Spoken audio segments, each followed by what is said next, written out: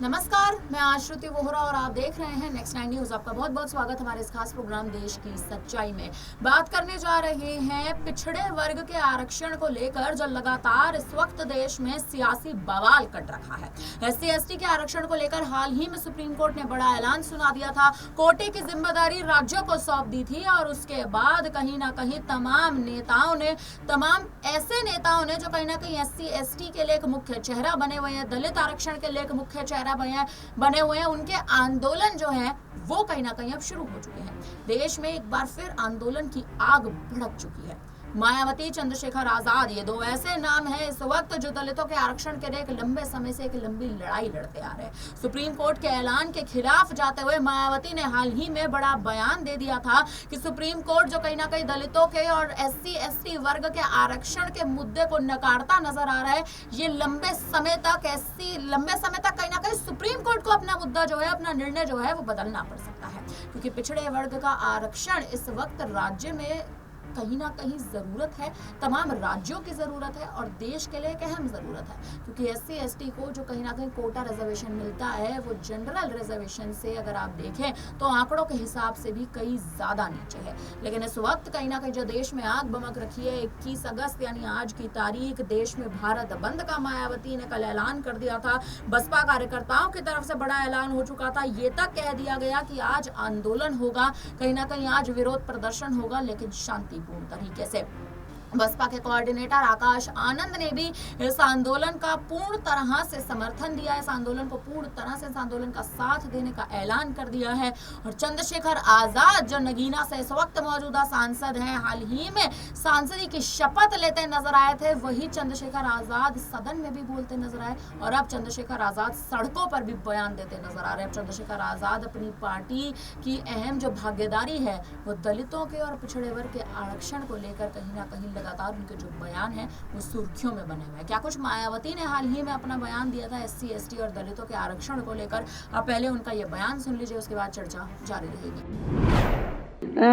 ऐसी दलीलें रखते रहे कि जिससे माननीय सुप्रीम कोर्ट को ये फैसला देने में उनको और मदद मिल गई, चाहे तो कांग्रेस की ओर से वकील खड़े हुए या सरकार की ओर से खड़े हुए हों, इन्होंने एक प्रकार से माननीय सुप्रीम कोर्ट की मदद ही की है इस मामले में। तो इससे जाहिर हो जाता है कि इनकी इंटेंशन सही नहीं है और ये लोग SC और ST को जो रिजर्वेशन मिल रहा है इसको सीधा खुद ना खत्म करके माननीय कोर्ट के जरिए, जुडिशरी के जरिए ये इसको खत्म करना चाहते हैं और इसमें ये लोग काफी हद तक कामयाब भी हो गए हैं और हमारी पार्टी इसको लेकर बड़ी चिंतित है।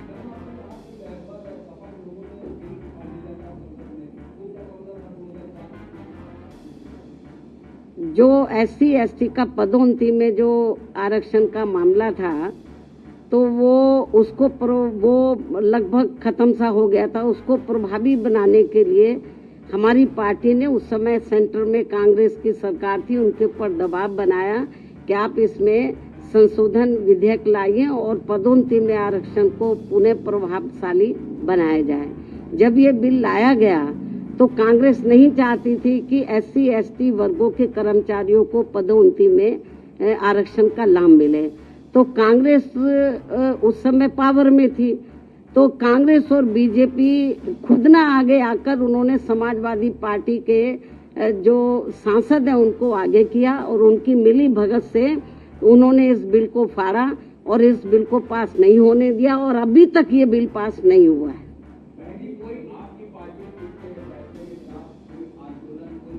नहीं, अभी आंदोलन मैं आपको जो बताया ना कि हम लोग तो बीजेपी कांग्रेस को ही कोस सकते हैं, क्योंकि इनके वकीलों को सही पैरवी करनी चाहिए थी, सरकार को सही पैरवी करनी चाहिए थी। हमने माननीय सुप्रीम कोर्ट से मीडिया के माध्यम से हमने उनसे अपील की है आज कि वो अपने इस फैसले पर पुनर्विचार करें, इस फैसले को बदले, वरना इस देश में जो करोड़ों दलित और आदिवासी समाज के लोग हैं तो जिनको अपने पैरों पर खड़े करने के लिए परम पूज्य बाबा साहब डॉक्टर अम्बेडकर ने जो इनको आरक्षण की सुविधा दी थी, यदि ये खत्म हो गई तो बड़ा मुश्किल हो जाएगा। और जो लोग ये कहते हैं कि SC में या ST में जो जातियां मजबूत हर मामले में आर्थिक तौर पर मजबूत हो गई हैं, तो उसमें से मैं समझती हूँ मुश्किल से 10 या 11% लोग ही मजबूत हो गए होंगे। बाकी 90% लोगों की हालत तो बहुत ज्यादा खराब है। लेकिन माननीय सुप्रीम कोर्ट के इस फैसले से जो लगभग 90% लोग जिनको अभी आरक्षण की जरूरत है, तो वो तो और ज्यादा पिछड़ जाएंगे। उनको ये आरक्षण अब मिलेगा नहीं इस निर्णय के अनुसार। यदि उन जातियों को निकाल दिया जाएगा, बहुत बुरा हुआ है ये। और केंद्र, और जबकि बीजेपी को चाहिए, वो अपने आप को कहते हैं कि हम SC/ST समाज के हिमायती हितैषी हैं, उनको चाहिए पहली बात तो इस केस की पैरवी उनको सही तरीके से करनी चाहिए थी, उन्होंने नहीं की। कांग्रेस ने बेबी ढुलमुल रवैया अपनाया।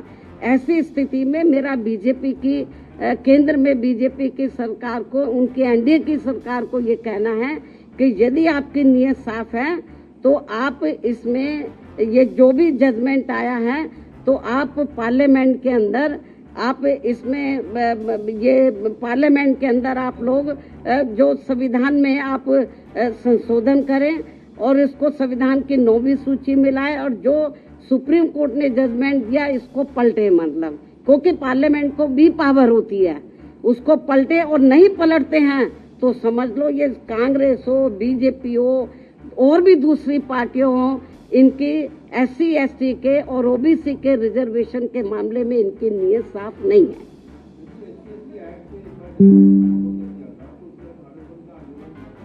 अभी आप रिजर्वेशन की बात करो, विषय को डाइवर्ट मत करो।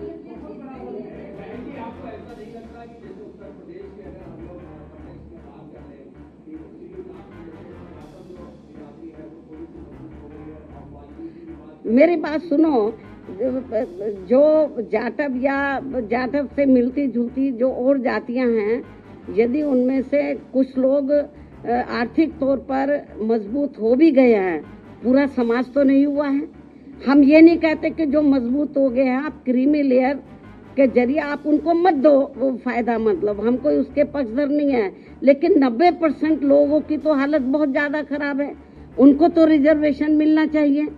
और जो 9-10% जो जाटव या इससे मिलती जुलती जातियों की स्थिति, आर्थिक स्थिति सुधर भी गई है, लेकिन समाज में तो आज भी जातिवादी लोग उनको पुराने नजरिए से देखते हैं, जात पात तरीके से देखते हैं। इसलिए अभी इन सबको रिजर्वेशन की बहुत ज्यादा सख्त जरूरत है। नहीं, अभी ये तो माननीय सुप्रीम कोर्ट को बताना चाहिए था ना, हम लोग तो नहीं करेंगे। सुप्रीम कोर्ट ने कोई इसका पैमाना अभी तय किया नहीं है। बहुत ढुलमुल ये जजमेंट है, और इस तरीके से इसकी आड़ में राज्य सरकारें जो SC/ST को अभी तक रिजर्वेशन मिल रहा है इसको बिल्कुल निष्प्रभावी बना देंगी, ना के बराबर इसको कर देंगी, लोगों को कोई इसका लाभ नहीं मिलेगा। नहीं, हमारे को तो उन्होंने कब बुलाया ही नहीं, जबकि हमारी पार्टी इनके लिए लड़ाई लड़ती रही है। हमको भी बुलाते तो हमारी ओर से वकील जरूर जाता।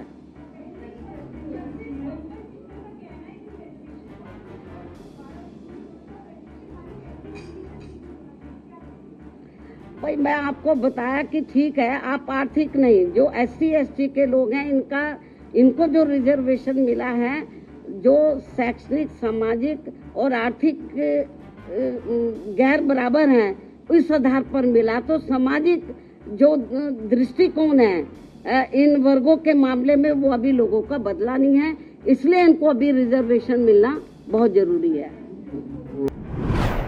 तो सुना आपने मायावती ने किस तरह से साफ तौर पर सुप्रीम कोर्ट के निर्णय को, सुप्रीम कोर्ट के फैसले को चुनौती दे दी। मायावती खुद दलितों की एक अहम नेता कहलाती हैं, दलितों की एक अहम चेहरा कहलाती हैं, एक मुख्य चेहरा कहलाती हैं।